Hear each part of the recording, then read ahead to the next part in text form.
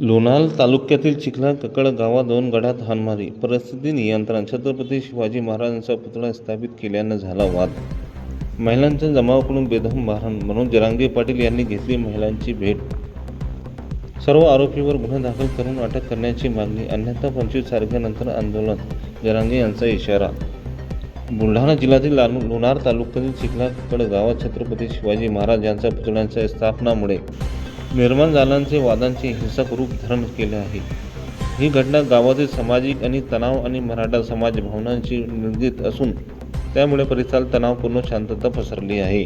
घटनेची पार्श्वभूमी अंगणवाडी गाभाऱ्यात अज्ञात व्यक्तीने 3 फेब्रुवारी रोजी छत्रपती शिवाजी महाराज यांच्या पुतळ्याची स्थापना केली.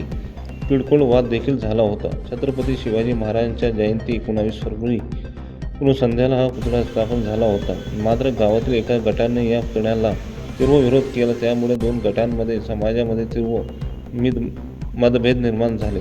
सुरुवातीला किरकोळ वाद आणि चर्चा झाल्या, परंतु 20 फेब्रुवारी 2026 संध्याकाळी दोन्ही गट आमने-सामने आले आणि वादांचे रूपांतर थेट हाणमारीत झाले. या हाणमारीत महिलांना विशेष लक्ष करण्यात आले. काही महिलांना बेदम मारहाण करण्यात आली. संजीवनी वाघ यांच्या अंगावरील कपडे फाडण्यापर्यंत मारहाण झाल्याचा आरोप आहेत. लहान मुलांनाही मारहाण झाल्याचं सांगितले जाते. याशिवाय छत्रपती शिवाजी महाराजांच्या पुतळ्याची विटंबना करण्याचा प्रयत्न झाला गंभीर आरोप आहे. घटनेचा व्हिडिओ सोशल मीडियावर व्हायरल झाल्यानंतर संतापाची लाट उसळली होती. पोलीस उपस्थित असतानाही सुरुवातीला स्वयं बळाचा वापर करून जमाव मागवण्याचा प्रयत्न केला. नंतर अतिरिक्त पोलीस कुमावत दाखल करण्यात आली. सध्या गावात पोलीस चोख बंदोबस्त आहे. तणावपूर्ण शांतता. 3 तारखेला अज्ञात व्यक्तींनी रात्री पुतळा बसवला होता. दुसऱ्या दिवशी 4 तारखेला आम्ही तो पुतळा पाहिला, परंतु गावातील काही पंजाबी समाजाच्या लोकांनी तो पुतळा काढण्यास सांगितलं. आम्ही सांगितलं की महाराज कोणाचे एकट्या मराठ्याचे किंवा कोणत्या जातीचे नव्हते. महाराज सगळ्यासाठी लढले होते आणि महाराज सगळ्याचे आपण महाराजाला ठेवू. त्यांनी काय सांगितलं की आम्ही तुम्हाला कोपऱ्यात जागा देऊ. आम्हाला मान्य नसताना आम्ही मान्य केली. आमच्या काही वरिष्ठ लोकांनी समाजाच्या ती जागा मान्य केली. आम्ही पण केली. वर्गणी चालू झाली. त्यानंतर आमचं सुरुवात माझ्यापासून झाली. आम्ही दिली. त्यानंतर परत सरपंचानं कटरस्थान रचून परत आमच्या नावाची कंप्लेंट घेऊन गेले, पण चंद्रकांत पाटलांनी त्यांची कंप्लेंट घेतली नाही. त्याच्यानंतर त्यांनी मला धमकी दिली, तुला उचलून नेऊ, तुला मारून टाकू, जसं संतोष देशमुखाला केलं तसंच तुला करू, असं सरपंचानं सांगितलं होतं मला. सरपंचांना, गजानन नागरेंना, नातासाहेब आहे ना, गणेश केदार यांनी सांगितलं होतं की तू संतोष देशमुखासारखंच तुला आम्ही मारू, तुला मेळही लागणार नाही, तुझ्या कोणालाच मेळ लागणार नाही. त्याच्यानंतर कालची घटना अशी होती की 4-5च्या टायमाला माझा भाऊ इकडे आला होता. त्यांच्या बाया माणसं जमलेले होते. आम्ही काही 4-5 जणच होतो घरी. मग आम्ही ते काहून आले म्हणून, पुतळ्याजवळ काहून येत आहे म्हणून आलो होतो. त्याचं इथपर्यंत बोलणं चालू होतं की शिवाजी महाराज नागराला बांधून नाला तोडून न्यायचं. मी सांगितलं मी होऊ देणार नाही.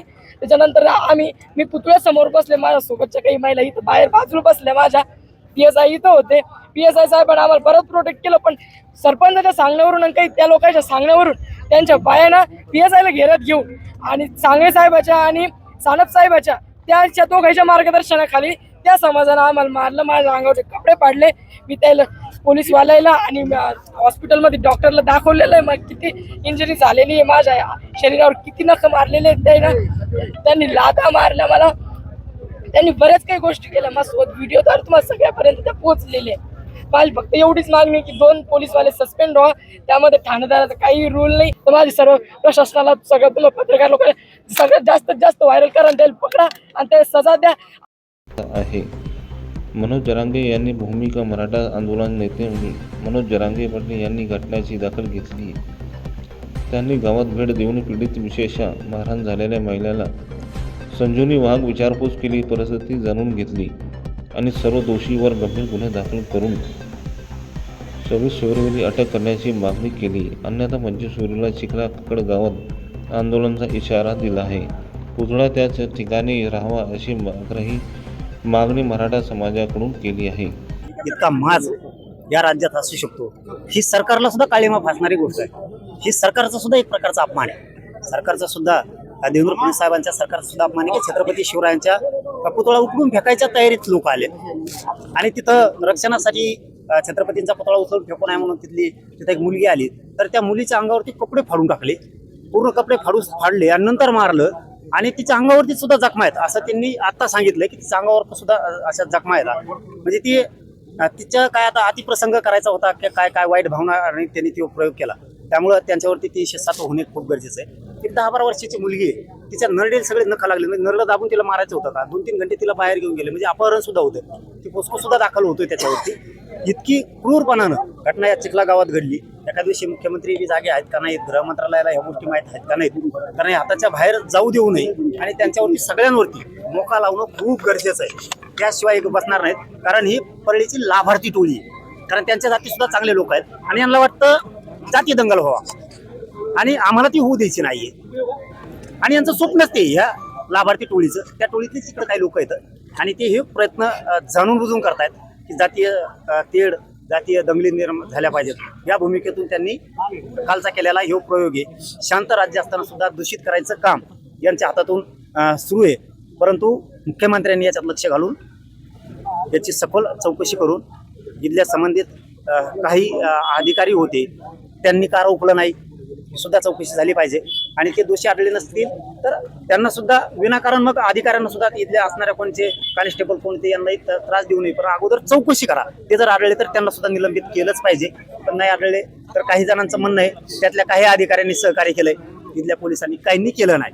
त्याची चौकशी सुद्धा होणं खूप गरजेचं आहे. आणि जर ही गुन्हे दाखल करून त्या आरोपींना आज सगळे गुन्हे म्हणतो आम्ही आज 5 वाजे 6 वाजेपर्यंत तर सगळे गुन्हे दाखल झाले नाही, म्हणजे 307 पासून ते पोस्को पासून अपहरणापासूनचे सगळे गुन्हे जर दाखल झाले नाही, डोक्यात दगड घालायचा प्रयत्न केला आहे, म्हणजे डोक्यात दगड घालून मारून टाकायचं ही प्रयोग होता.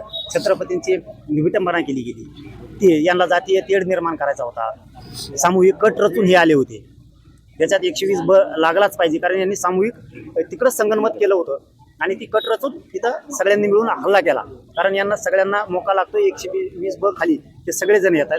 हे गुन्हे दाखल झाले पाहिजेत आणि ते करतील. SP साहेब करतील, इथले पोकळे साहेब करतील, इथले DYSP साहेब करतील. त्यांनी नाही केले तर 25 तारखेला नंतर आम्ही तारीख डिक्लेअर करणार आहेत. पुऱ्या राज्यातले मराठी या चिखला गावात येणार. पोलिसांनी कारवाई रात्रीपासून आतापर्यंत 21 जणांना ताब्यात घेतले आहे. फिर्यादीचा जबाब घेऊन कलमामध्ये वाढ केली जाणार असून आरोपीची संख्या वाढण्याची शक्यता आहे.